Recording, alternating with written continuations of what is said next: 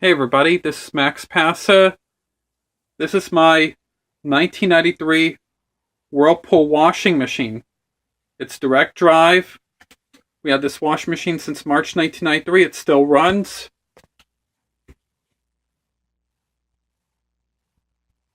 It's Whirlpool heavy duty. It says Whirlpool. Here are the controls.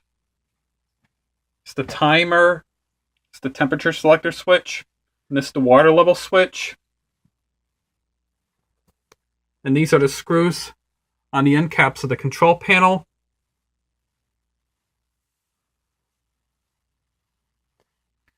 So what I'm planning on doing is showing you the parts inside the control panel.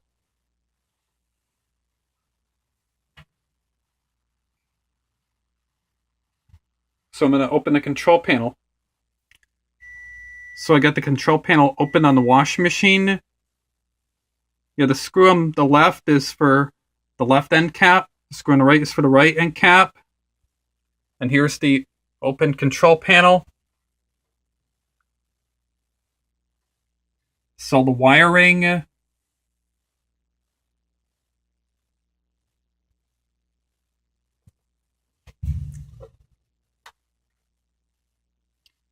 This is a diagram for the washing machine. For the machine function, disconnect from electrical supply for servicing the unit. And this is the diagram. Come on, which parts operate. The timer motor, capacitor, the drive motor, centrifugal switch, and the lid switch, and the timer. Yeah, and this is the timer right here with the timer motor. And this is the temperature selector switch. And this is the air hose for the water level switch. Because if you disconnect the air hose on the water level switch, the washer could overfill and the water wouldn't shut off after it's filling. And this is the wiring harness for the lid switch.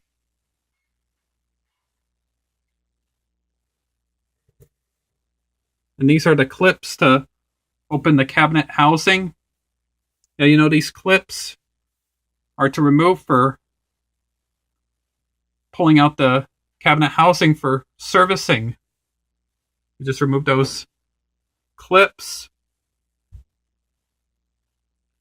So to bypass the lid switch, you would have to remove the lid switch plug and use maybe a coat hanger or something to make a jumper cable thing and use electrical tape. You could bypass the lid switch and the washer would agitate and spin with the lid open. I've seen some YouTube videos on bypassing a lid switch. Yeah, that was my oven beeping, making fish and chips for dinner. It's a pretty good control panel on this washing machine. We had this machine since March 1993 and it still runs. And here are the controls. These are the faucets.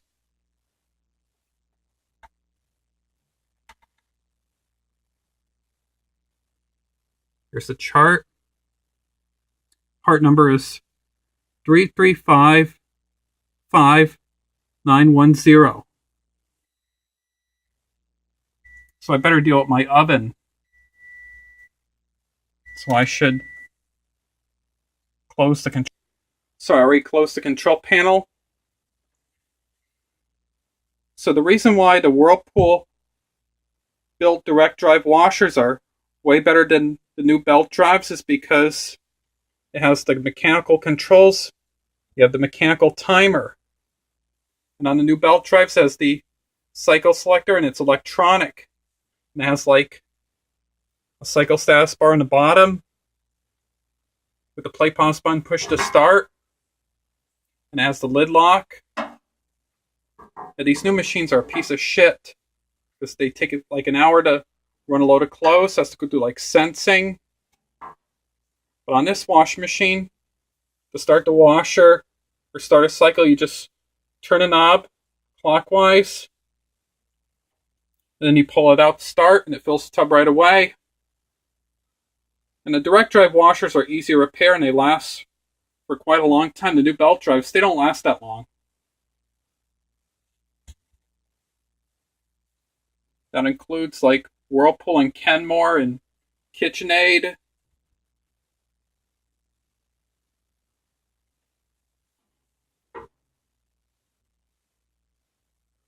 Then let me show you the lid switch. So this is the lid switch to my washing machine. This button right there, the lid switch.